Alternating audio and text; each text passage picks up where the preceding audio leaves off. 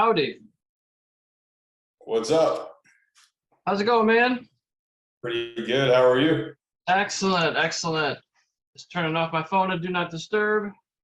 Don't forget that, and it's on the charger. All right. So today we got Neal Scalf, and I believe this is podcast 107 or 8.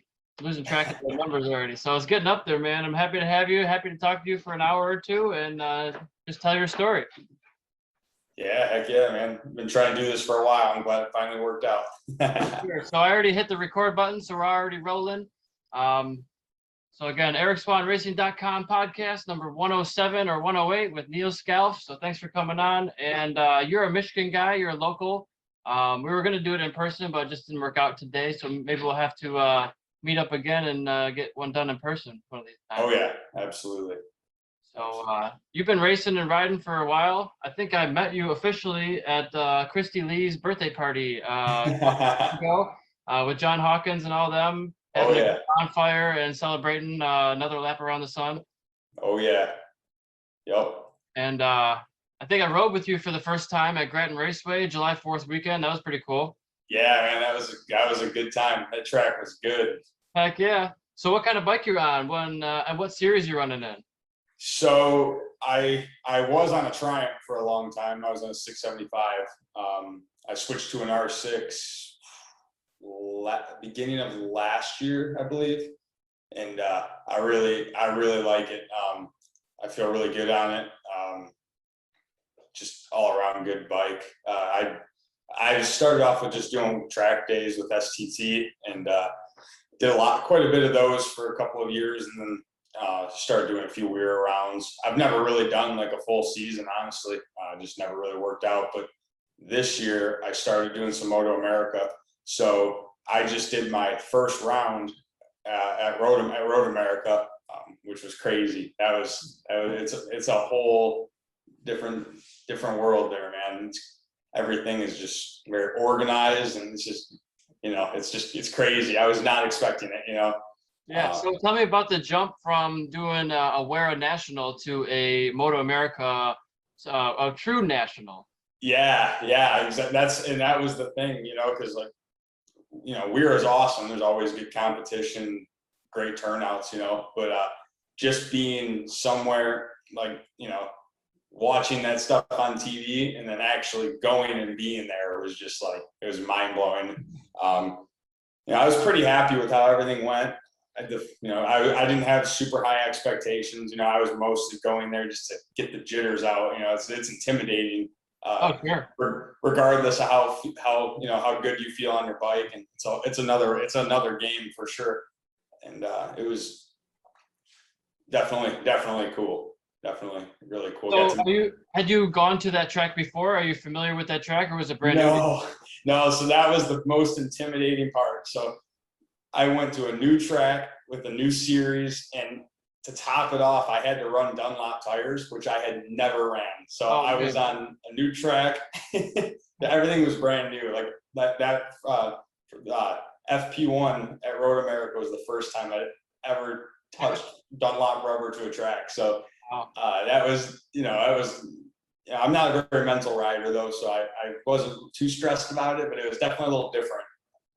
Still in your mind though. It's still like in the back of your head, like, oh, you're thinking about it. Yeah. You can't completely block it out.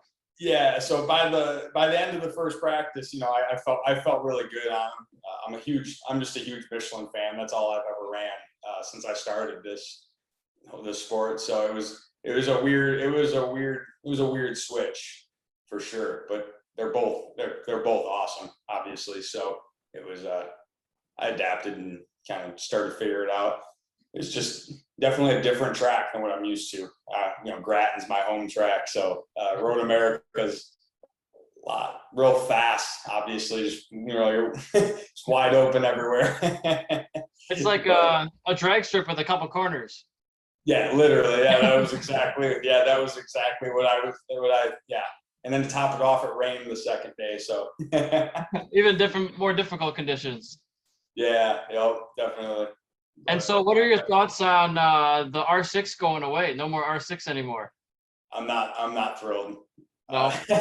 I was just talking about that yesterday with my dad.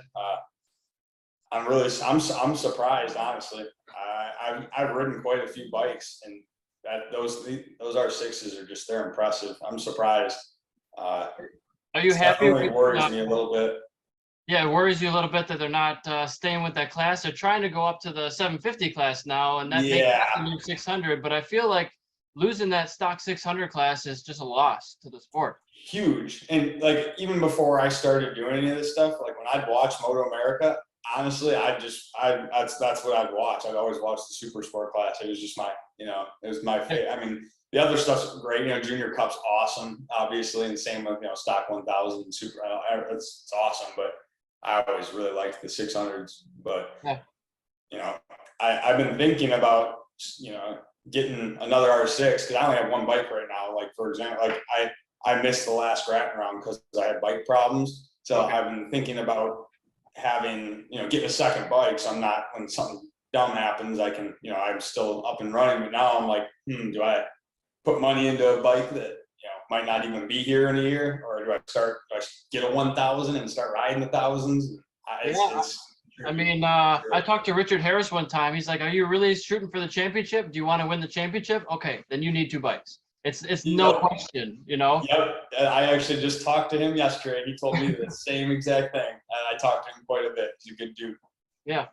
He's a wealth of knowledge. He told me one time he's got stuff that he welded that's up on the space station, or like floating around on satellite somewhere. It's like, that's amazing. Yep. Oh yeah. Yeah. He's a super cool dude. He's always helping me out with stuff, for sure.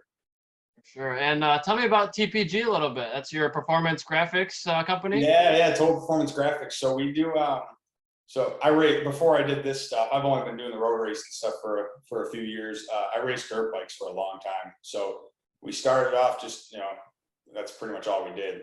So after I got out of school, I started messing around making some dirt bike graphics, and with my little brother Chase. And so we started with dirt bike graphics, and then it led into commercial. So now we do vehicle wraps, company apparel, pretty much anything that prints, man, business cards, banners, everything. And so now I always kind of stayed with the commercial, like, the vehicle wraps, and then moved into the, and then with the dirt bikes. But now, starting this year, I've been slowly getting more into the road racing scene, because I'm like, that's what I do now.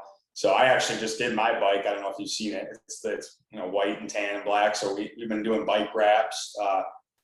It's pretty new. So I actually hand make all those templates. So I'm still gathering. My friends let me borrow their bikes for a couple days, and I'm sketching them all out, and with all my tape. And so I'm hopefully by next year I'll have the majority of the bikes you see at the track, and I'll be able to start pushing a little bit more. But yeah, it's cool. It's been my full-time job now for just over 2 years. Oh, cool. So, yeah. And I'm sure the templates are key. Like, if you get the templates, you're set, right? Yeah. Until you come out with a new platform, you're like, oh, now I gotta get a new platform again. Yep. Yeah. Right now I only have a small handful of them. I've got like the new Gen R6, Ninja 400s, Triumph. Yeah, it's just a small handful. I actually just did a ZX6 for a buddy, so I'm gathering them, every day. Sure. So. And then I would assume that the different bodywork manufacturers for racing are all different too, slightly.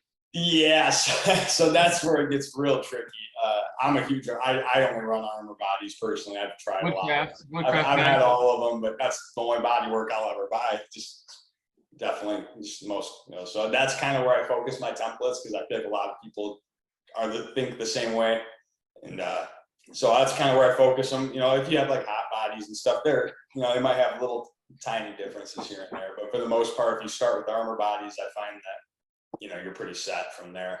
Sure. And there's quite a few manufacturers of bodywork now. Armor Bodies is Woodcraft manufactured, and there's Carbonin, which is a new player on the scene, and Hot Bodies is a big one. Yep. And some of them are even coming out with pre-painted bodywork from the factory, which I know. It's crazy. Yeah, I know. I have a few friends that have got it. I've never messed with it. We paint all of our own bodywork, and then we wrap it and stuff. So I've never messed with that. But yeah, it's crazy. They're popping up everywhere. Yeah, because I just ran the primer gray like for years. I'm just gonna crash it eventually. Why do I that's spend any money on paint? exactly it. That's what my dad always said, because I'd be all anal with how he was painting it and stuff. You know, a bug would get stuck in it because it was hanging outside, and he's like, "It's just yours get crashed anyway." Well, hopefully not. He would always say, but you know, it's made to be crashed. Yep. One of these days, we're just gonna have motorcycles with a wheel that pops out when we crash, and it'll save us like a third arm. Yep, you know it. Well, we're a long ways from there before those kind of electronics start coming to the main market. Oh yeah, definitely. But I mean, there are. So I just went to a race school in Virginia a couple days ago, last week actually, and they had a bike that was fitted with this machinery, this mechanical wheels underneath it to simulate. You could go in like a wet situation and you lose the rear, and the bike saves it for you. It's demonstrating how easy it is to lose the rear or lose the front in wet conditions, and how smooth can you be through those sections. And so it's for students to learn on, and so they don't, you know, crash and high side and hurt themselves. But it still illustrates, you know, losing traction and all that. It's like, what a great tool to learn on. Yeah, really, yeah, because really, I mean, aside from that, the only way to learn that one is to actually just lose the rear. Yeah. And if you're training with smaller bikes like the TTR 100s and 110s, 150, you know, that small CC class, you can go over the limit quite easily, bring it back, and still stay on the bike. Right. Yeah, you don't have to worry about that 100%. So those smaller bikes is where a lot of the pro guys seems to get their training on. It's less risk, less speed, but you're still getting the same feelings on the bike. Right. Yeah. You do a lot of training like that with the dirt bikes and the sliding around? You know, so just growing up, just the motocross, and that's what helped me the most. I don't really get to train much. I mean, aside from riding my dirt bike here and there, you know, I just get to the track as much as I can. That's really it. Yeah. The motocross definitely helped me a lot, though, getting started and stuff, because I was never uncomfortable with my bike, you know, going crazy and stuff. It was just normal to me, you know, because that's what I'm used to. I, you know, grew up racing sand and mud, and so when I first started, I was always having, you know, coaches come up to me all concerned, think I'm gonna pitch it, because I'm sliding my rear brake, and I'm just explaining, I'm like, that's just how I like learned how to ride. It just doesn't bother me, you know. And as I rode, you know, I learned to use it less and less, but honestly, I use my rear brake every time I ride, always. Yeah, you should. I mean, you got both of them. I'll use half of your brakes. Yeah, I mean, I change my rears with my fronts. I mean, I use them quite a bit. Good. And I wish I had that dirt training growing up. You know, my parents were never into motorcycles, so it was always like, if you want to ride, you got to figure it out. You got to get to the track. Right. I'm sure having a dirt experience would have saved me from a bunch of crashes that I can. You know? Yeah, no, learning to like let your bike move and stay loose is huge for sure. Or even if you happen to run off, which is going to happen at some point, what to do? Don't panic. Don't grab front brake. Like I did that once, going like 60 miles an hour. I was like, oh, I pulled off the track because I had a mechanical, and I forgot to slow down more. I was like, now I'm in the grass. Now I'm going 60 miles an hour. This is not good, you know. And I panicked and grabbed front brake, and it was easy crash because I was already in the grass, and it was, you know, much more cushiony than the pavement was, but still, I was like, oh, that was stupid. Like, why did I do that? Yeah, no, definitely. And I had a similar. I was down in at Little Tally down in Alabama, and it was last session of the day. And when I ride, I don't know why, but I don't miss it. I don't miss a session. I hit every single lap, and your money's worth. Yeah, exactly. That's my thought process. And I went into the second to last turn, and I don't know what happened, man. My hand, like, I had like arm pump or something. I like went to grab my brake, I couldn't squeeze my brake, and I shot straight, and I was doing about 60. And they have a little drainage thing out in the distance, and I went through that thing. I got air, like swab. I rode all the way to the wall, man. Dang. Oh man. So what other rounds you got planned on going to this year? Yeah, any more in the schedule? Yeah, so I'm actually I got my bike back up and running. So I'm hitting Pittsburgh next weekend for Weira. Nice. And at the last minute, my buddy Robbie asked me to join their endurance team. So I'm going to do I'm going to do the endurance round, the 4-hour endurance, and then the sprints on Sunday. And then I'm actually going back the following week for Moto America. So I'm planned on doing Road America, which I already did. And then I was supposed to do Pitt and then Barber. So Barber's kind of up in the air. I'm not sure. It's going to depend on, there's a lot of factors, it's not a cheap sport, obviously. So we'll see how all that goes after Pitt, go from there. But next year, I'm going to try to work on getting things in order a little bit more and kind of preparing and doing. I won't be able to hit every round. I won't be able to go out west and stuff, unfortunately, but try to hit the whole East Coast, Nice. And, yeah. For Wera or in Moto America? Oh, Moto America. Sorry. Yeah, Moto America. So, this year was kind of impulsive, actually. I never even really planned on doing any rounds this year. And my friend Tony Blackhall Racing, we always hang out with them. My little brother rides their Ninja. Really cool people. They were always like pushing me, like, man, you should just come with us and find. So Janet, helped me get all signed up. And it was just kind of totally last minute.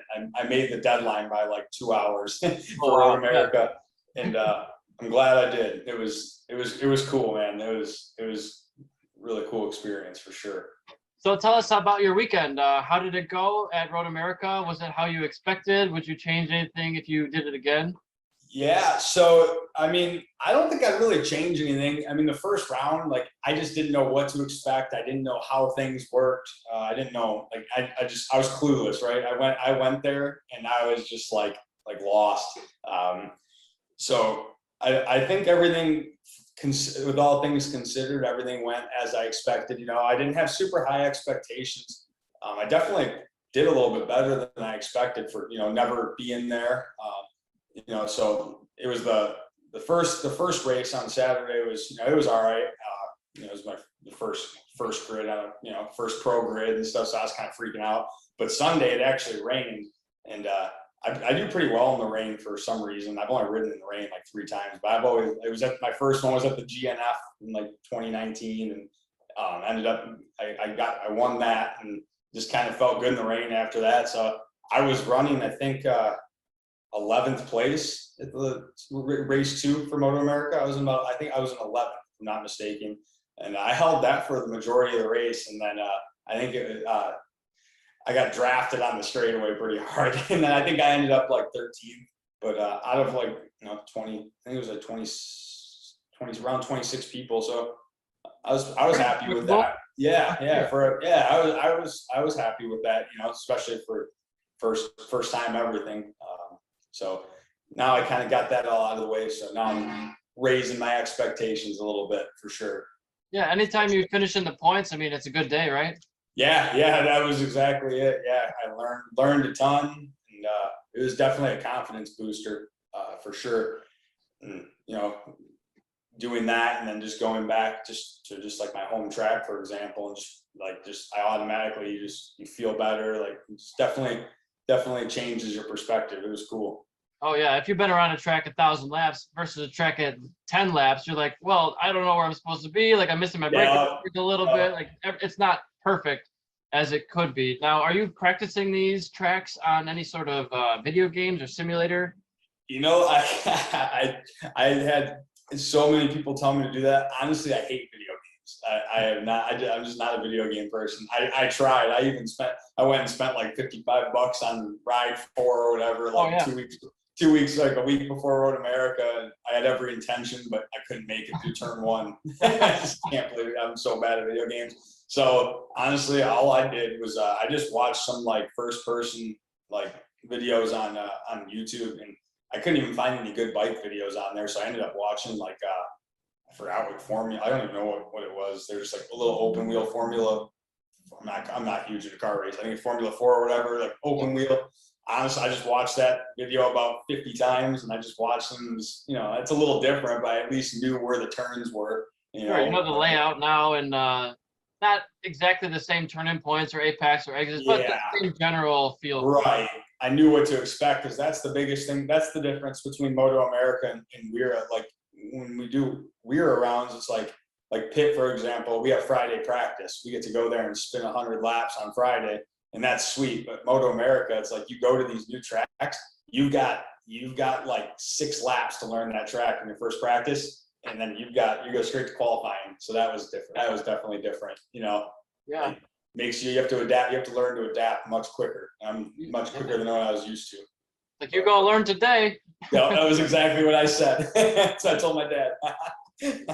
Yeah, it's that time is so condensed. It's like you better show up already knowing which way the track goes, already knowing your gearing. Like Team Yamaha, M4, X-Star Suzuki, they have 4 or 5 decades of data of going to these tracks. Yeah. And so much information. They're like, oh, this gearing doesn't work. We've tried it 4 times. This suspension setup doesn't work. We have already tried that 10 times. All these different things are like, we have probably binders full of information on what to do.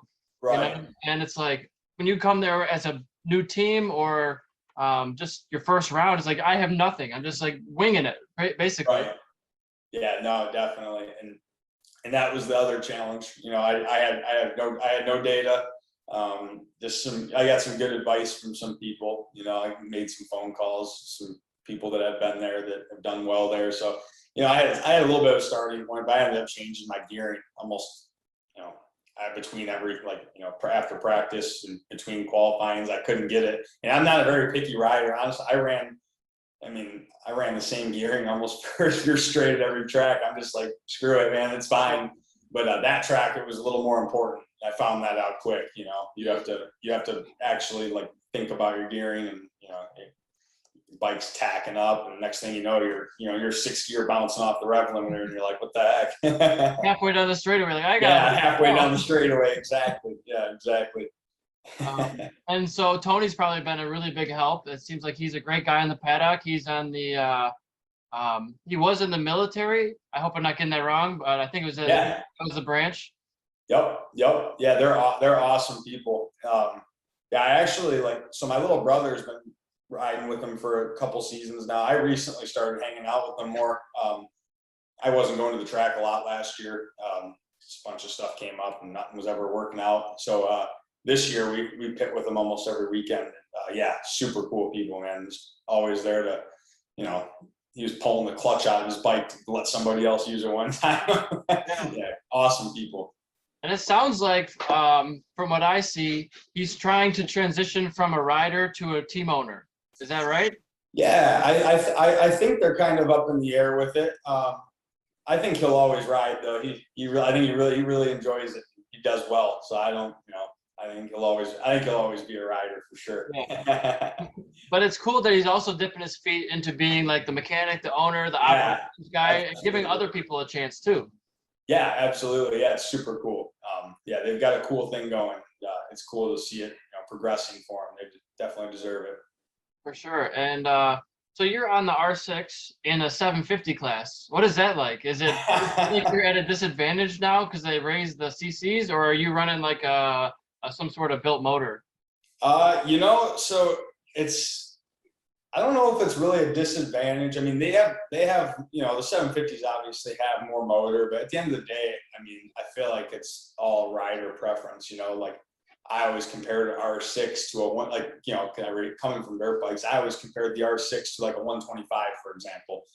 They rip. You have to keep them on the pipe at all times, or else they fall off. So but they handle so much better than all the other, in my opinion. I mean, that's just my opinion, but they handle so well. So it's like, I personally would take a bike that handles better over a bike with a better motor that does not handle as well, So I don't know. I mean, the biggest disadvantage is, like you said, not having the data, having the, access to the things the big teams do, but that comes with time. I have to earn that. So I have my motor is mostly, I just have like a super stock motor. Jamie Hanshaw built it for me. It runs good. It's a sweet bike. I have no complaints, man. It feels good. I really don't even mess with it ever. Like I said, I've changed gearing on it like 3 times, and it's a great bike. And now you said you had a Triumph. Now what is it? I would assume that the Triumph would have a better handling than the Yamaha, but maybe a different power delivery, right? It's makes its power more in the low end of the power band versus the Yamaha. Yeah, so it's a really torquey bike. The Triumphs are real torquey, coming out of the corners. They're a lot more forgiving. Where the Yamaha's like you miss a shift and you come out of the corner in third when you should have been in second. You're screwed. Whereas the Triumph, it's like it'll roll on, and it's almost, it reminds me of like a V twin. It's just it builds power even at low RPM. I don't really know which one handles better. I always really liked my Triumph, but I never really, once I started really progressing and taking it more seriously, I jumped to the Yamaha last year. So I got pretty, I rode the Triumph pretty well, but I really made my progress on the R6 just because I was putting my time in on it. So I never really got to back them, I guess, to have a Triumph. My Triumph was completely stock. The only thing that bike had was a rear shock. Okay. So to take that bike and set it up direct, like right next to the Yamaha, it would be interesting. They really are. Those Triumphs are cool bikes, but it all comes down to the same thing. It's that they don't make them anymore. So that's why I kind of just transitioned to the R6, and then same thing happened. Can't win. Man, maybe we should go to the Cowies or MV Augusta. Who knows? Yeah, yeah, right. Yeah, exactly. I just love to see more manufacturers come into it. I've heard rumblings of Harley Davidson making a sport bike, but I've heard that for years. So who knows? That would be interesting. They make some good stuff. You never know. Or like, why doesn't Ford make sport bikes? Yeah, right. Yeah, they probably will. It'll just be electric. Right. Or a Tesla sport bike.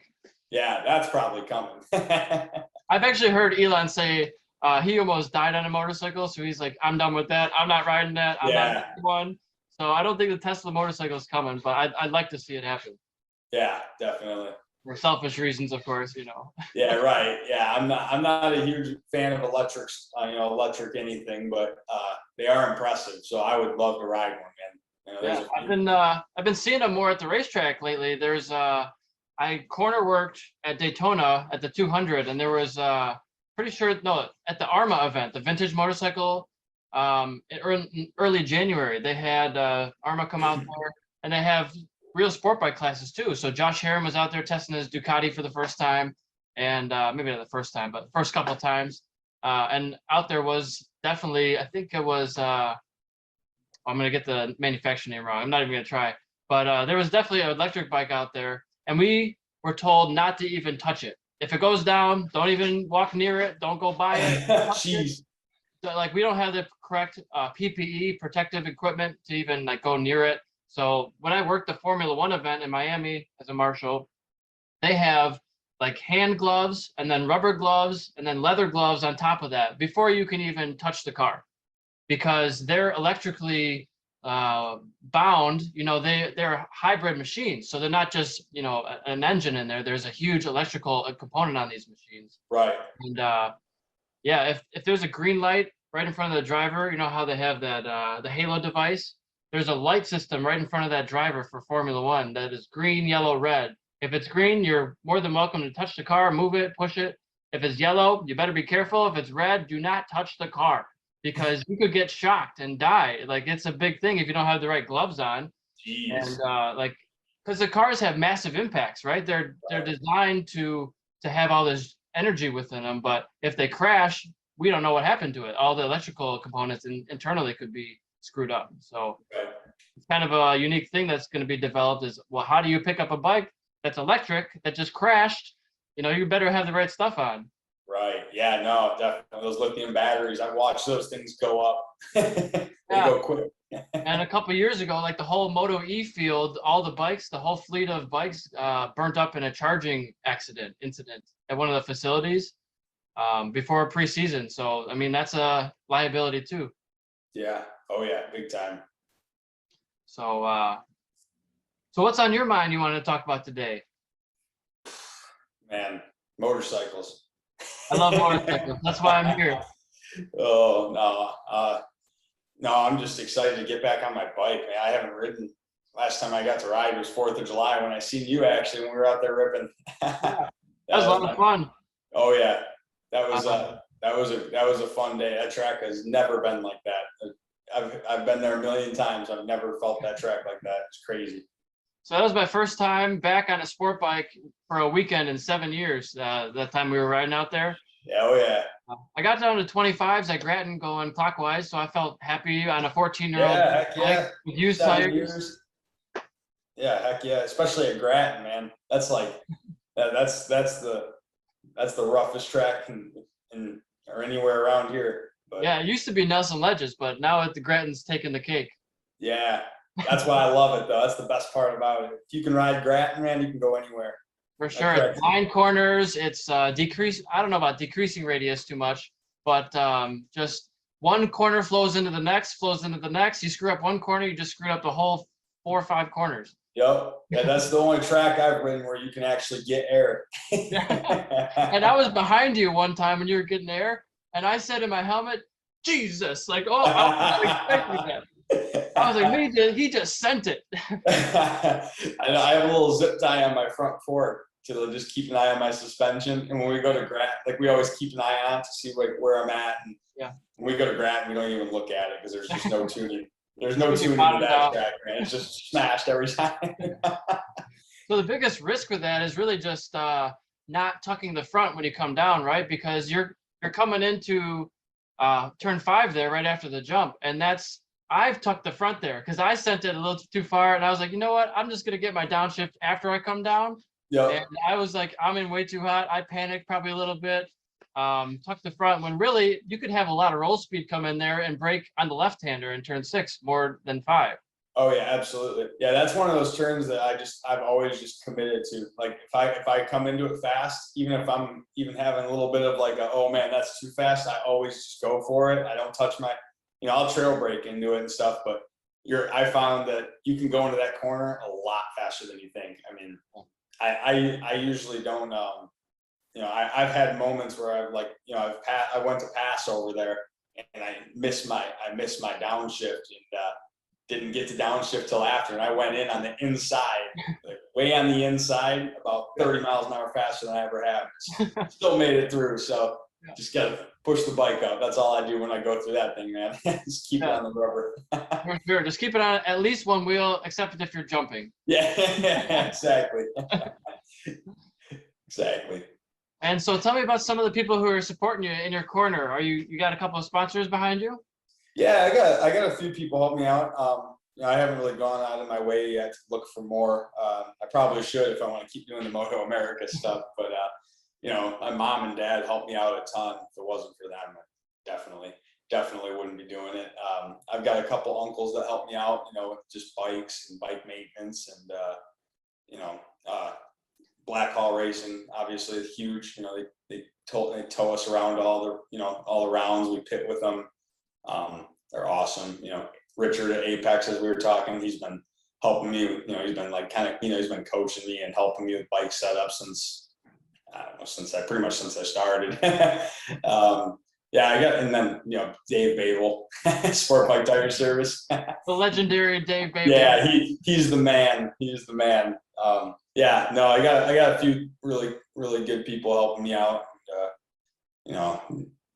Couldn't do it without them, that's for sure. Yeah, and I saw Dave Babel a couple weeks ago. I got a set of tires mounted, some Michelins from him. I got some DOTs because I didn't want to get the slicks going to Virginia because I looked at the weather. It said rain every day. I was like, oh no, that's not good. But it's just super humid there, so it rains a little bit somewhere in Virginia every day. It seems like in the summertime. So yeah, I just took off the tires or took off the wheels. Got some new Michelins mounted. The cups. Fantastic tire, but they're awesome. You got to be really, really careful with your PSI. I've found because if you're off by a little bit, it feels dramatically different.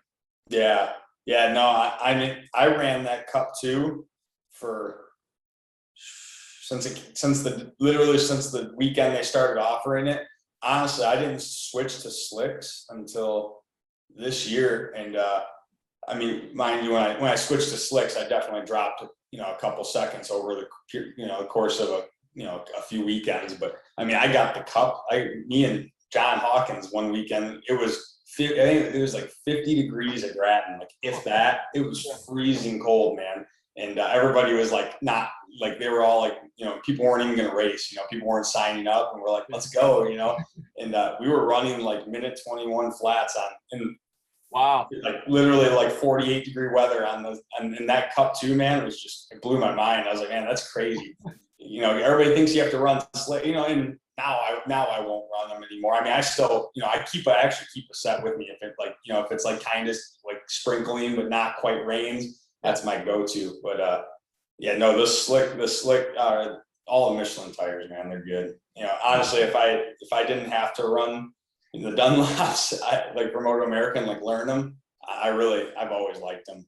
And yeah, I mean, that's what I started on. That's what I've had the most amount of laps on is the Michelins. yeah, But when I was racing, Wera did not allow slicks in stock classes. So I always ran DOTs yeah, until the weekend that we rode together, July 4th. That was the first time I was ever on slicks. yeah, It felt just about the same. I mean, there wasn't a whole lot of tire left on the tire when I Right. started. But yeah, it was consistent. It was good power. It was, not stepping out when you expected it to. It was Right. good tire all around. But yeah, if you're off on the PSI by 5 or more pounds, you're gonna have a Yeah. hard time. Oh yeah, definitely. Yeah, the thing I liked about my thing with the Michelins is more than like the longevity of it. Because Oh, yeah. like if I'm going racing, I'm definitely gonna probably go for the Dunlops. I mean, like that weekend at 4th of July, I put it on and I was running my best race time on that tire during crowded practice. I always feel really good on them. But the Michelins, like when I go, like I said, I like to ride. I mean, I don't miss a session. And Yeah. I mean, those Dunlops, I mean, I was getting maybe 2 sessions and they were like, I was coming up 10B and that thing was like doing this.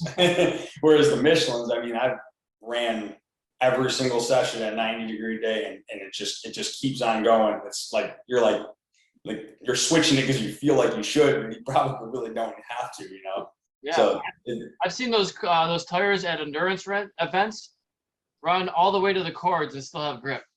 yeah, and that's mind blowing. I've ridden a few different tires. I've never had that, but yeah, no, I'm torn. I like they're all good in their own ways, I guess. I don't really have a huge preference, I guess. They all just do different things, I guess, at the end of the day. I missed that Michelin front. It was the VB that they used to have, or VA. It was Okay. a V profile front tire. So the moment you lean the tire into the corner and you're at full lean, you actually have more tire contact patch on the tire than if you're full up and down.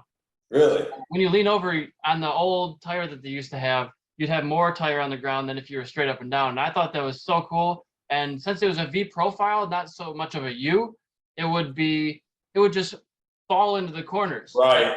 There would be no like hesitation. It'd be like, I'm up, I'm in the corner.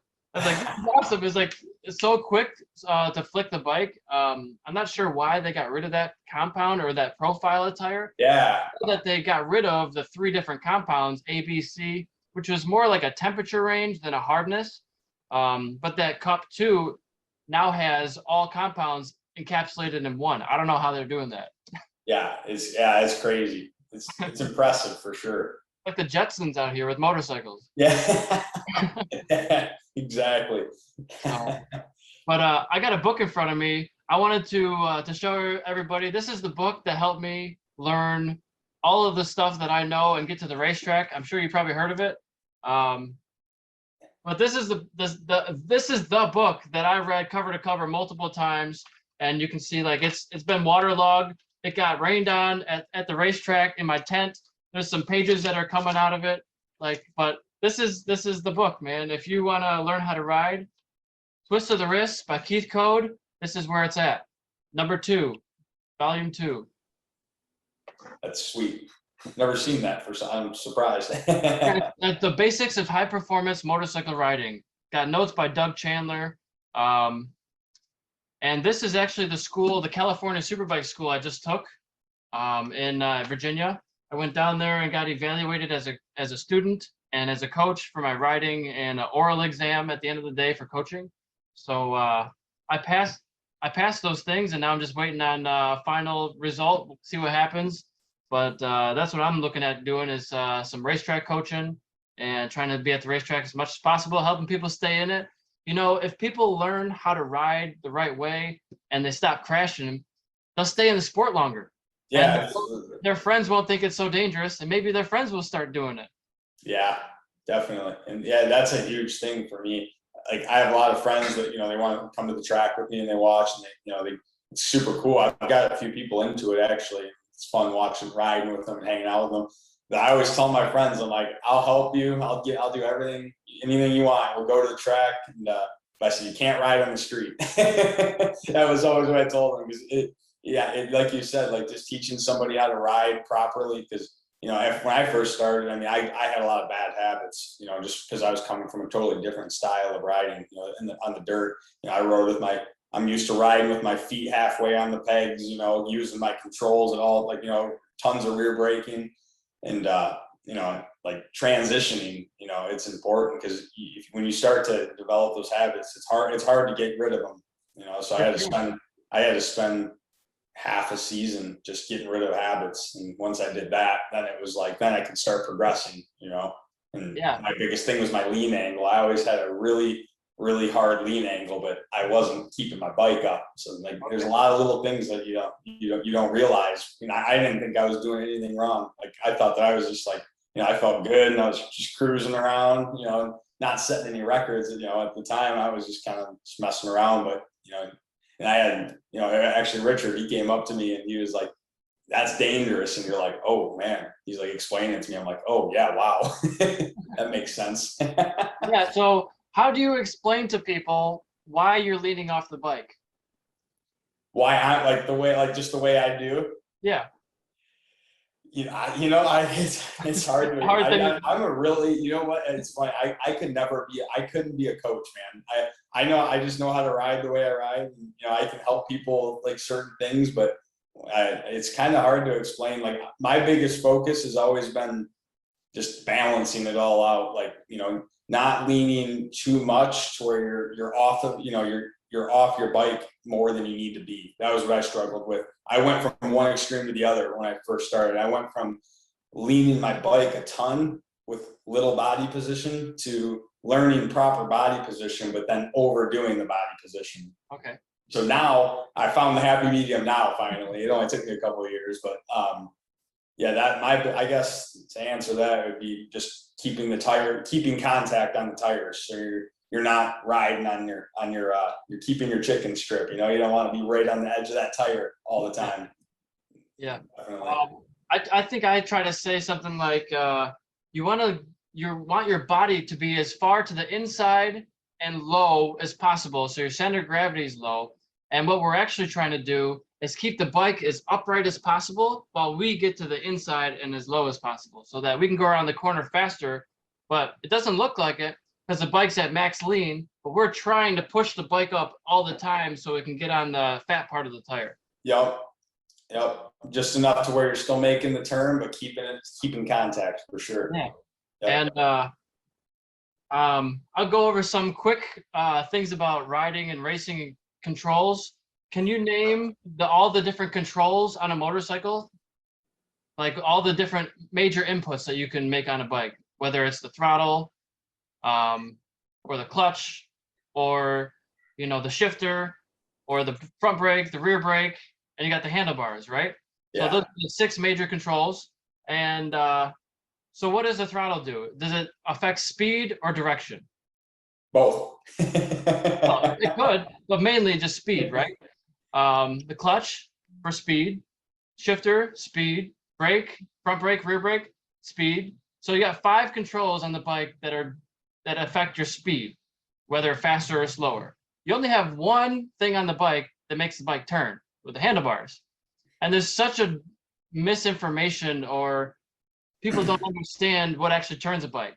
Is it the wind? Do you get turned by the wind? Not really. Like when you go by a semi-truck, does the semi-truck push you away? Well, sometimes if you let the wind push your arms, and now your arms are pushing the motorcycle. So it's like this thing you don't really understand what's happening to the bike. Like, oh, the semi's pushing me around. No, you're letting the semi push you around because your arms are being moved. Right.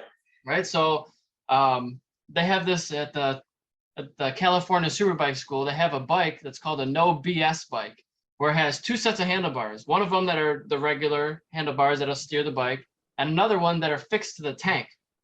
And so the idea is people think leaning turns a motorcycle. Leaning actually doesn't turn a motorcycle. It's turning the bars, pressing or pulling on the opposite bar to initiate lean is what really is turning a motorcycle. Once the bike is initiated, then yes, your body position and leaning does help the bike turn. But turning a bike initially, leaning won't do much more than 2 or 3 degrees at a time. Right. So people just have these misconceptions about how to turn a bike. And I printed this thing out. I actually typed it out and printed it. Steering a motorcycle results from the process of pushing the inside bar forward, the same angle and direction the forks rotate and the steering head bearings. You can also pull on the outside bar. You can do both push and pull. That is what turns it. That is all that turns it with any degree of accuracy, efficiency, quickness, or smoothness. That and only that. No BS. Keith Code. I thought that was cool. I was like, I want to read this to myself like 100 times because it seems obvious, but like that's the only thing that's going to ever turn a motorcycle with any degree of efficiency. Right. And I don't think a lot of people understand that. Yeah, no, I mean, because you focus so much on leaning and, you know, making that turn that you start to think that is what, you know, the only thing that is making the turn, you know? Yeah. And I was talking to Joseph Hansen, a photographer, and he's, you know, always at the side of the track taking pictures. And he's like, when I see fast guys go around the corner and they're pressing to initiate that lean, it looks like they're crashing because their wheels actually go in the opposite direction for just a second, just to make that initiation to get the bike turned in the first place. And then the wheel will track towards the apex of the turn. But I've been teaching this motorcycle safety foundation class, getting people their license for riding on the street, get their cycle endorsement in the state of Michigan.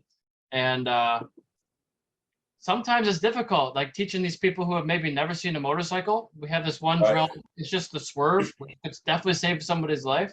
And the directions are you press, and now you're in your new lane to make that swerve. But when I'm making a swerve, I don't physically press anything. I just do it. You just do it, right? So like, how do you tell people to do something that you're not actually mentally doing? It's like hard to do that. Put it on paper. Sure. Yeah, definitely.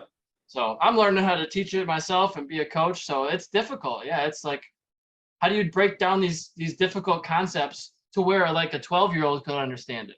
Yeah, and it really is. It is hard. I find I give coaches a lot of credit because, like, I don't care how fast you know how to go on a motorcycle. Like teaching somebody to go, you know, to learn even just like the basics. You know, because I haven't really done it. You know, I'll help some of my friends that I race with. You know, if they ask me something, you know, I can explain it. But like my wife just did her first track day, and you know, I was just teaching her like the bare bone like basics. And like I found it hard to actually explain it because I'm like I've never really like I just know how to do it, you know. So like breaking it down and like actually teaching somebody, there's an art to it for and sure. Then you want them to go faster, but you're like, if I tell them this, they might crash. So like how do you tell them to go faster without falling down? Exactly. Yeah. No, it's hard for sure. And something that just happened an hour ago, right? Not even an hour, 10 minutes before we logged on, I was looking at my email and I had just applied to USMCA, which is United States Motorcycle Coaching Association. And I just passed it and got approved. So I just got the note 10 minutes ago that before we started that I'm accepted, I'm approved. I already filled out all the paperwork and finished the course. So I'm now a United States Motorcycle Coaching Association approved or certified. I don't know how you say it, coach. So now that'll allow me to do like private coaching and one-on-one stuff. And the California Superbike School requires it that you're a member of them anyway. So so that's really why I did it in the first place. But it also offers liability insurance for coaches, which is a great thing to have. Like if your student crashes because of something you told them, they could potentially come back and sue you as a coach, which is a huge liability in this sport. There's always damages and things that happen, and could be their fault, could be my fault. Who knows whose fault? So having an insurance provider is a massive, I mean, that could bankrupt you if that situation happens. Right. Oh yeah. Yeah. Crazy. Do you plan on, are you going to coach with like STT or anybody? So I plan on coaching with California Superbike School, but I'm just waiting on the final say so. They'd tell me sometime this week. So we'll see what happens. That's And I'm just crossing my fingers, man, because that'd be an ideal job. Like, it's 3 months of on-track riding per year. They go all, it's called California Superbike, but they go all around the country. I took the level 1 as a student, but they have 2, 3, and 4 as well. I thought it was extremely beneficial, and I've been racing for 11 years, riding for 16. So there was definitely some tidbits of information that I maybe forgot about or just didn't know about. I don't want to say them all because that's their proprietary information, but yeah, it's just I would highly recommend taking any race school. There's a lot of good ones out there.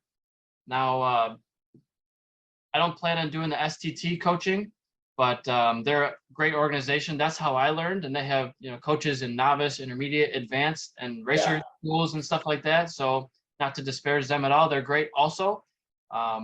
Just looking for something a little different. Yeah, absolutely.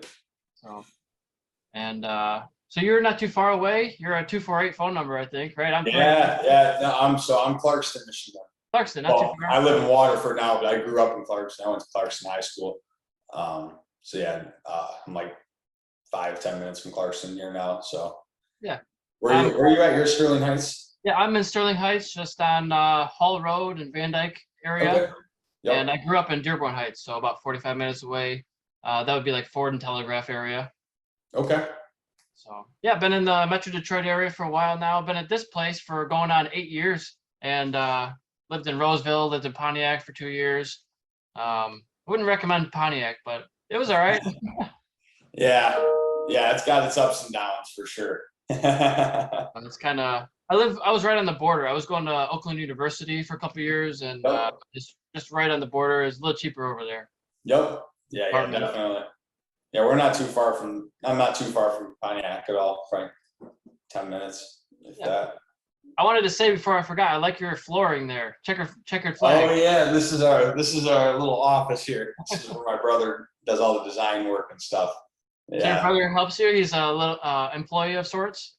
What was that? Yeah, your brother helps you? He's an employee of sorts? Yeah, so he does all of our design work, and he helps me with all the installations. He's pretty much just like right hand dude. He does the same things I do. So he actually did the floor. I posted the other day. I said I took a picture of my flag, and it was a checker flag, and I said, "This is the flag of my people." And someone commented, "I didn't know you were into chess." I'm like, "This is not a chessboard. This is a checker flag." Oh yeah, I really like the checkerboard stuff. I'd like to get some shorts in the checkerboard, or maybe a T-shirt or something. I'll checker. I've got some my new race suit for next year. It hasn't came in yet, but it's got quite a bit on there. Nice. What kind of suit do you run? 1X. 1X. Well, right now I have an Alpine Star, but I just switched. Speaking of, I need to send him my measurements. He's probably not very happy with me. No, that's a really cool company. I've always just ran Alpine Star stuff, even with motocross, boots and everything. And my little brother got a 1X suit, and along with my buddy Ian Catton. I don't know if you know him, but a few of my buddies got it. And I just thought it was really cool because it's kind of like what I do, you literally one-on-one design with the Daniel. I just told him, like, we usually do all of our own design work, but I just let him. I gave him all my vector artwork and stuff, and he threw it together, and it was pretty cool. And it seemed really nice too. Is that like screen printed logos, or is it patches? I don't really know their process. It definitely looks printed, because they kind of started. He kind of explained it to me, like where to put the artwork and where not to for like longevity and stuff. So I think a lot of it is printed. Just I don't know the process. I don't know if it's transfer, like sublimation, or I don't actually have the suit yet, so I haven't really got to check it out. But yeah, definitely cool. I'll give a shout out while we're talking about suits to Bison. Bison Track's been popping up. That's similar to 1X, I think. Yeah. They're custom suits, and Robert is a buddy of mine. So Yeah. I I've was never used the also, suits. I haven't used the suits personally. I still got the Alpine Stars, but yeah, I sell Revit. So like I should be selling my suit and just buy a Revit. yeah, right. Yeah, no, I met the people over at Bison a couple times. They're just trackside and stuff. They're really cool. Yeah. They're awesome people. Yeah, They actually fixed my glove for me one time. yeah. They're at the Moto America. All the Moto Yep. rounds. They hit a lot of CCS and wear arounds and track days. And in the meantime, and yeah, it doesn't matter what suit you have or what brand apparel you are wearing. Like Max Van crashed at Pittsburgh last year, and I was working at. It was just before the kink. He was coming down the hill, and he crashed, and he needed some leather repair. So I was like, "Go find Robert. He'll fix it for you in like in a half hour." And so he did, and got it fixed, and he was out there in no time. So it was like Yep. great to have a seamstress and leather repair at the racetrack. I mean, how valuable is that to have? Yeah, huge. It's not an easy task either. I don't know how they.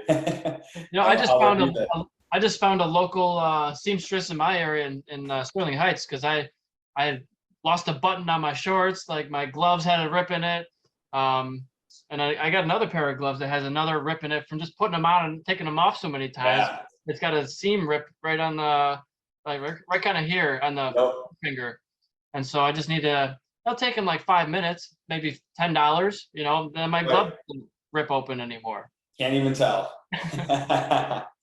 So that's been super helpful just to have a little bit of leather repair and stitching going on.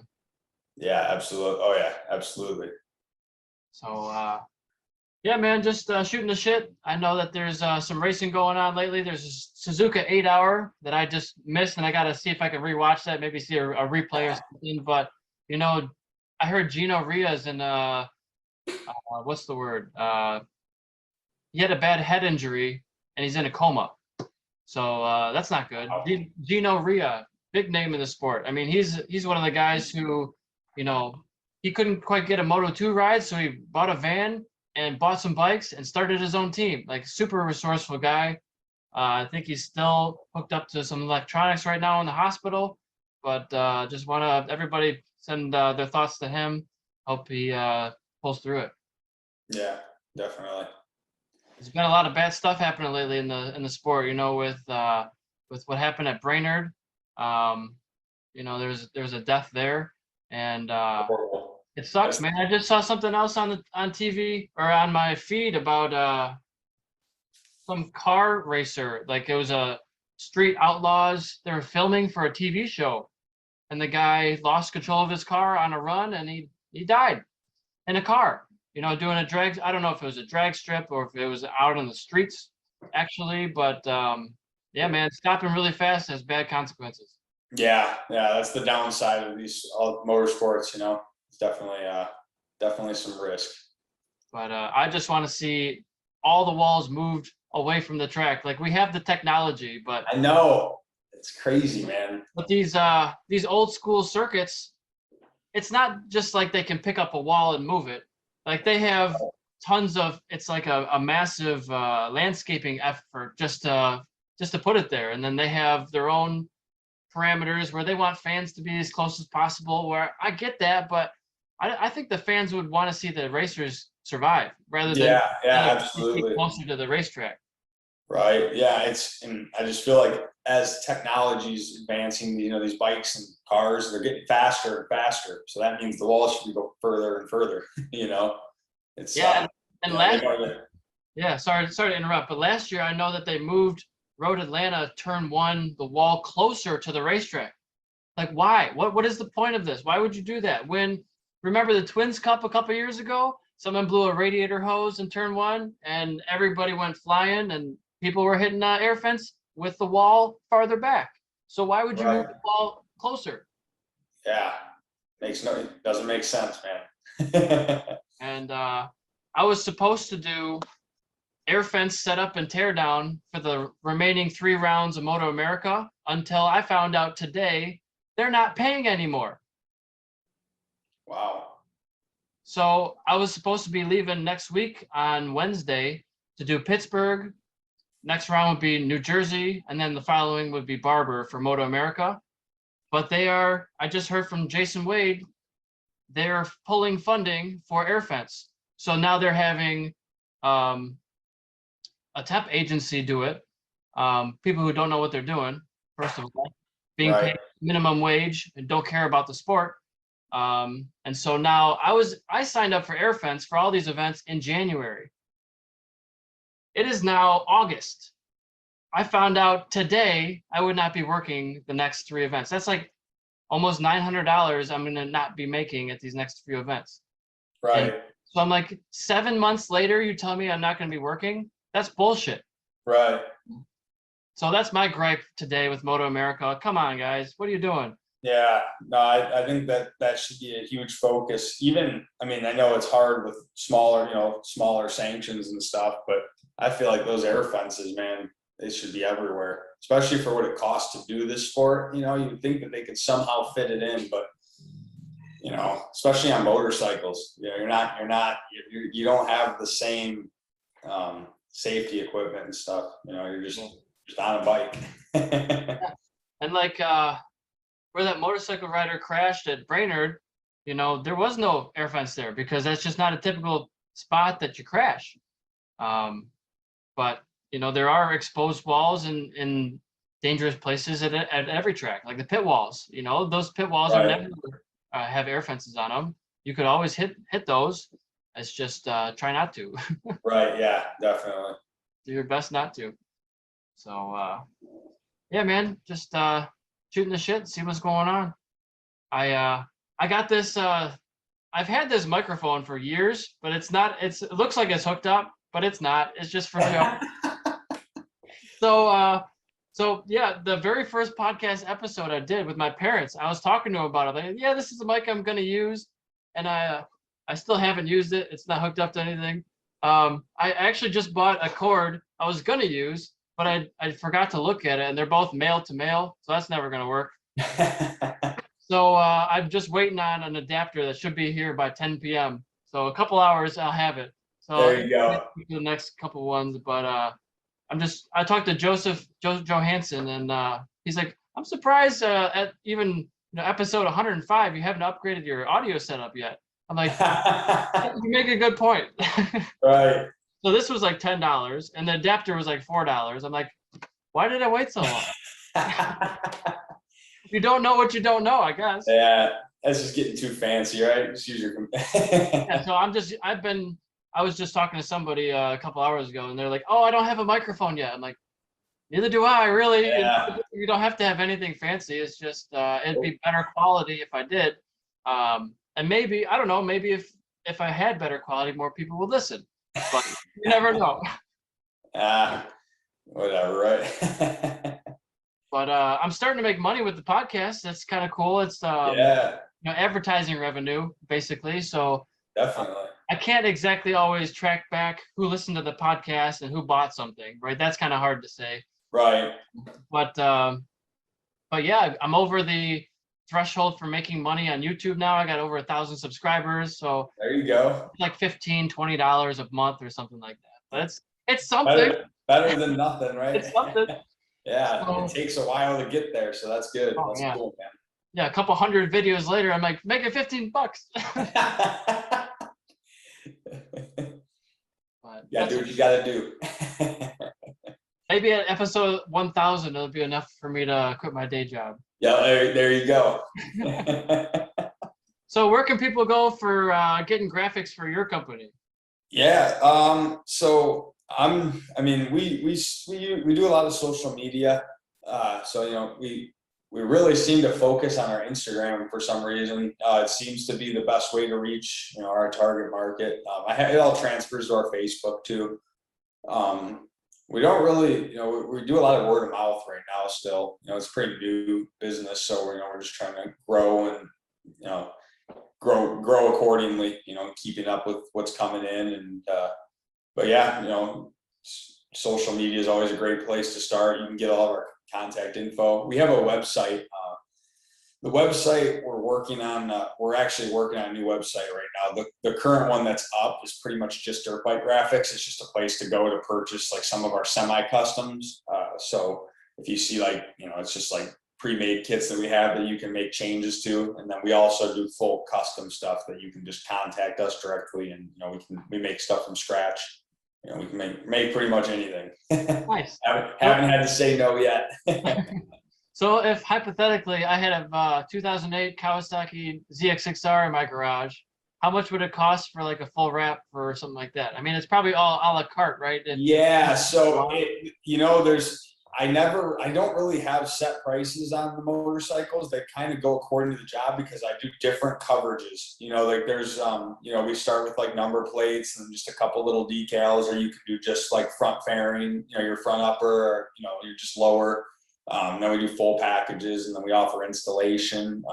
I definitely always recommend installation to people if you've never done it, because we use a cast vinyl, which is very it's definitely on the more difficult side to install if you don't understand how vinyl works and stuff. And then that way, if we mess it up, we have to fix it. That way you guaranteed no bubbles? Yeah, as long as, it depends on your paint job. Yeah, those bubbles are a pain in the ass. Yep. Oh yeah. As long as your paint job's good, there should be no bubbles. Because I got bubbles all over mine. I was like, I didn't have a heat gun. I don't have a hair dryer. I was like, all right, that's about it. I'm done for today. That's good enough. Yep. Yeah, you have to have a heat gun in this industry, that's for sure. We got them all over the place. And I mean, every bubble is like another 1/10 of a second added to your lap time. Yeah, it is. Sure is. Aerodynamic disadvantage. Yep. I always guarantee to people you drop 2 seconds to buy my graphics. It's like 5 horsepower sticker, right? At least. Very good. And I also have a website, EricSwahnRacing. I'm authorized dealer of 35 motorsport brands. I think 22 of them are motorcycle related. So from suspension tools to gear to parts for your bike. And I also do cars, a little bit of motocross, and a little bit of mountain bikes. So trying to cover all the power sports, exciting sports to me anyways. Yeah. That I want to pursue. I need to get a hold of you. I need a mountain bike. My brother needs one too, so we'll be calling you. I don't actually sell mountain bikes, but mountain bike parts. Oh, okay. Right on. Although I do have I don't know if it's technically for sale, but I'm maybe trying to sell my old mountain bike. It's a Trek VRX 200. It's now, I guess it's vintage. It's year 2000, so it's a vintage motor. Oh man. And it's also a championship winning bicycle. So that's an added plus, I guess. Yeah, there you go. There's an extra grand added to the price. Right? I don't even know if it was worth $1,000 when it was released. But it lasted quite a while. It's still in my garage. It's my B bike, because you always want to have a spare bike. What if I get a flat and I can just ride that bike? Yep, there you go. Then you have to change your tire all season. Exactly. Are you brand loyal with bicycles? I grew up racing a lot of BMX before the dirt bikes. I always just rode red lines and stuff. Not brand loyal. Me and my brother used to bike a lot, like just BMX. We've had all kinds of different bikes, and BSD and Colt, and all of them fit. I've tried them all. I'm a little bit of a Trek fan, just because that's what I started with, and then that's what I upgraded to, and I also have a Trek Madone, so I got a road bicycle as well. Okay. That's a good segue into, tell me about your training. What kind of training do you do to get ready for this stuff, fitness wise? Man, so right now, honestly, I've just been working so much. I haven't had time. I haven't done any. For a while, my wife, she used to be a personal trainer before when she while she went to school, that's what she did. And so she helps me, I run with her and stuff, we do she helps me. I like simple workouts because I don't enjoy it. I really dislike it. So she helps me put stuff together that's not super technical, that is beneficial. So I like to run when I work out. I'm pretty much just run. So yeah, it's the only thing I can focus and do. I found that for motorcycle riding, you do not need to be a bodybuilder. Like you don't see guys who are just jacked out there going fast. Now it probably helps a little bit, but at a certain point it's going to be detrimental, right? You're going to have too much muscle. You're never going to actually use that on the motorcycle, so it's going to be extra weight slowing you down. So I was a huge proponent of just massive amounts of cardio. However you get it done, just you need to work out your legs, your core, and your cardio is the main 3 things I think. Yep. Yeah, 100%. Yeah, legs are huge too. You don't realize it, but your legs are. I feel that it's very important for sure. You're just sitting down on a motorcycle, right?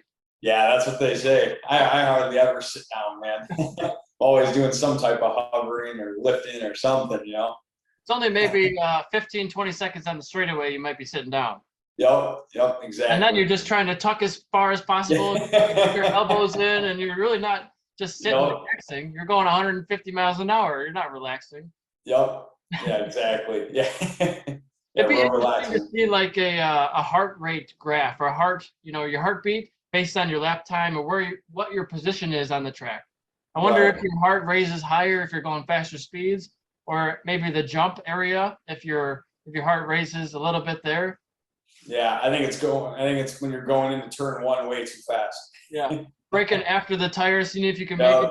Yep, exactly. So I know that I was going pretty quick that July 4th weekend, but I was leaving a lot of time on the table in the braking zones because I was like, this is kind of a more dangerous area. It's easy to tuck the front when you're trail braking, and there's a borrowed bike, so I'm not trying to send it down the road. And man, when I took off those tires to get them changed, there was maybe like 2 millimeters of tire tread left. There was like nothing. There was like Dave Babel was like, Swanee, do you see this tire? Do you see how much tread is left on this? There's no fucking tire left. Like, how are you running this? I was like, oh yeah, I guess it was. I got to the track on Friday with used set of tires. I didn't change my tires the whole weekend, but I will say that I didn't get to ride a whole lot on Saturday because I had a fuel pump issue. So I didn't realize, I'd never been through this before. I never had a fuel pump issue. I had never even taken one apart and put one back together. And there's like this filter in your fuel pump that was all clogged up and not working so well. So one of the guys at the track, one of the coaches, lent me I bought it from him, but gave me a new filter, put it in there, nothing changed, nothing happened. Like, oh crap. I called 10 dealerships. This is a holiday weekend, July 4th weekend, on the Saturday, on a weekend, and nobody's open in the first place. And the people who did answer the phone told me, we have this parts finder. Nobody in the state of Michigan has this part that you're looking for, the fuel pump. And there's one in Indiana, 300 miles away. That's not going to be a good day. Bad start. I missed the first 4 sessions on Saturday. Didn't get to ride at all. And I'm like, well, I could just bump start it, right? Right. Well, now that the fuel pump isn't working, there's no fuel coming to the engine. So you can bump start it all day and it wouldn't start. So we tried. One of the guys said, oh yeah, just take the fuel pump out and attach 2 wires to it and see if it has power. I'm like, man, I don't know how to do that. I've never tested electrical stuff before. Yeah, that's what I call it. Yeah, so he took it out. I think it was Jeffrey Tate, one of the instructors. A super great guy who was helping me out, holding my hand. Thank you so much. Like, I'm not an electrician. You don't have to know everything. You just have to know the people who do. Yep, exactly. Know the people who to call on, right, in those situations. And so he tested it out. He's like, yep, it's dead. It's not working. So one of the coaches went home on their lunch break, drove home 20 minutes to their house, got a gas tank that they didn't even know if the fuel pump worked. They just bought a gas tank off of eBay. They had to have an extra one. And they're like, we think it'll work. I don't know. So it was Diane Troms. Diane Rob. Yep. And Diane, I think she was like, oh, he wants to ride more than me. I'm a coach. I should just leave and go get it. I never asked her to leave, but she said, I think my tire warmers aren't up to full temperature. I'll just skip my session and leave and go get it. I'm like, how nice of a person. I never asked her to do that. And she left on her own accord. I was like, I can't thank you enough for doing that. Brought it back. Turns out it worked. I swapped it out. It worked just fine. And let me ride the next 2.5 days. If I wouldn't have got that fuel pump, I would have gone home. You know, I wouldn't have had a single lap of track time. So it made my entire weekend. And that weekend got me ready to do this California Superbike School. Yep. That got me back up to speed. It got me confidence again. I started passing people again. I was like, I feel like I know what I'm doing. I remember how to do this. It's just like riding a bike. Yeah, that's right. I had been out of it longer than I had been in it. Right. Yeah. That's a long time. 7 years. Yeah, definitely. I mean, I did one half a track day on the Triumph, but I wasn't trying to crash that bike. I wasn't up to speed at all. You know, I barely even ran tire warmers, I think, that weekend. So it was very rewarding to get back out there, and I haven't lost it. I'm still right there, you know, watching every single race that goes on TV and at the track, just trying to stay in the sport. Yeah, that's what you got to do, man. Yeah, sometimes it takes a minute to get it back, but you can get it back quick. Once you know how to ride, you just got to get your brain back to processing, you know, and you pick it back up pretty quick. For sure. You ever been into supermoto? No. I'm real good friends with Will Wildner. Great Lakes Supermoto and Harry and all those guys, and they all try to get me to come out all the time. And I really want to, but I just know if I try it, I'm going to be hooked, and then I'm going to be even more broke. Well, I spent all my extra money on the road racing already. So the thing about the supermoto is it's only $60 a day. Yeah, right. That's more like the motocross. Exactly. Yeah, it's definitely, it's a big difference there in price. Well, sure. I would love to get you hooked, so I'll throw this out there. You're more than welcome to borrow my bike. I have a Kawasaki KLX 300 Supermoto. So it's not exactly a race bike, but it's got a better suspension on it, and it's got some number plates on it, so you look like a racer out there. There we go. No, I'm gonna try to make it out before the season's over. That's my plan. I've been talking to Will and Harry about it, so I'm gonna try to make it out there for sure. For sure, I'd love to see you send it on one of those different bikes out there. Yeah, it'll be a cool blend for me for sure of the two bikes. So it looks like the Husqvarna 450s, the FS 450. I love that name. It sounds like it should be called a full send 450. It's perfect for it. But yeah, seems like the bike to be on. A lot of people are running the Husqvarnas. Yeah, they're good bikes. Yeah, all those bikes. KTM. My little brother just got a gas MC250. That thing's sweet too, man. They're all so good now. All these new bikes they've come such a long way. Yeah, definitely. I like the gas. It sounds like a pretty sweet name. Yeah, I know. It's a sweet bike, man. It's basically it's like a KTM or a Husky for sure. They're very, very similar. So do you follow different series like MotoGP or World Superbike or anything like that? Honestly, not really, man. I just watch the Moto America stuff, and other than that, I don't follow much. It's hard to keep up with it all because there's like 6 different classes in each one of them, it seems like, and there's right. I mean, you would spend hours and hours watching all the different classes. Yeah, definitely. Yeah. I can't focus long enough to watch it. I'd rather be out there riding. Every time I think I'm sitting down watching a race or watching a sporting event, I'm like, I have this thing in my mind saying to me, those guys are getting better at their sport while you're watching them. Yeah, I can't do it.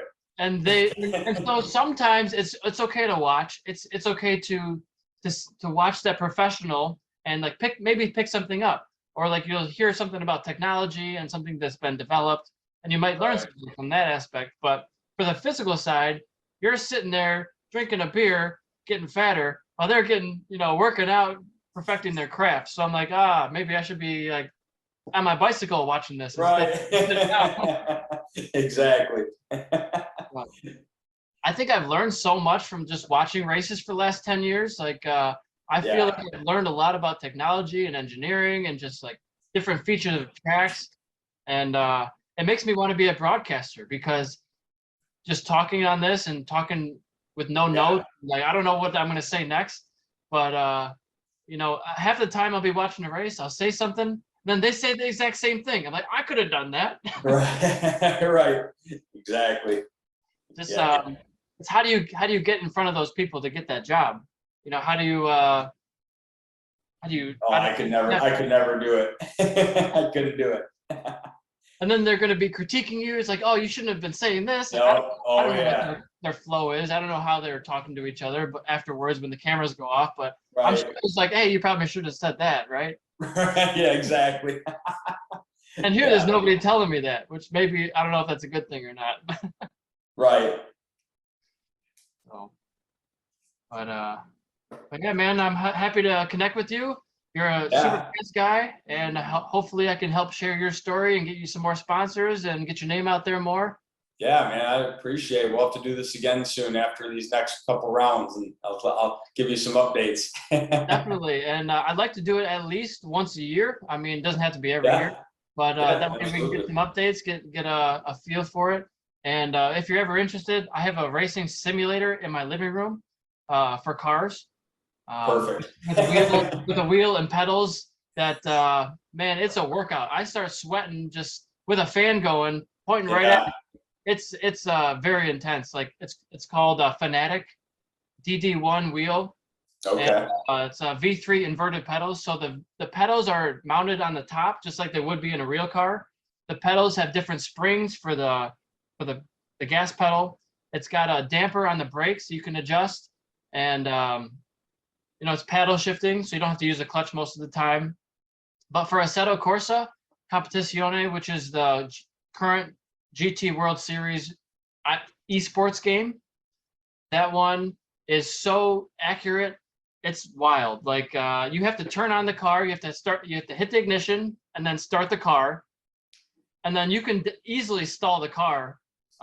So like if you spin out, you got to pull the clutch in real soon, otherwise the car's going to stall, and then you got to go through the whole process again, just like a real car would be. So I'm showing this to my dad the other day, and he's like, I don't know how to start the car. I'm like, I'm stuck. I can't go anywhere. Yeah, wow. Yeah, that's technology's crazy with that stuff. The video games and the simulators and stuff. It's crazy. It's got this thing called force feedback. So you go over the curbings, you can feel the curbings underneath you. You go over crests and the car feels light in your hands. You go under, valleys, and the car feels heavy and you can't turn as well. And like all this, like a real physics would be in a game in the real life. And it's so difficult, man. Yeah, that's crazy. Yeah, it's like no mistakes, Right. But that's at least over an hour. I didn't start it right on time. But is there anything else you wanted to talk about? I think I'm good, man. I'd like to do it again soon after these. We'll link back up maybe this winter and do some more and give you some updates, and yeah. All right, for sure. Well, thanks for coming on so much. This is Neal Scalf. You can find him on Instagram, Facebook. Are you on YouTube at all? No, just the business page on Instagram, and that's pretty much it. Very good. Well, look him up, Neal Scalf, on all social media, and we'll be sure to connect real soon. Awesome. Sounds good, man. It's good talking to you. Have a good one, and keep it on at least one wheel unless you're jumping it. Sounds like a plan. I'll see you at the racetrack. See you, man. Bye.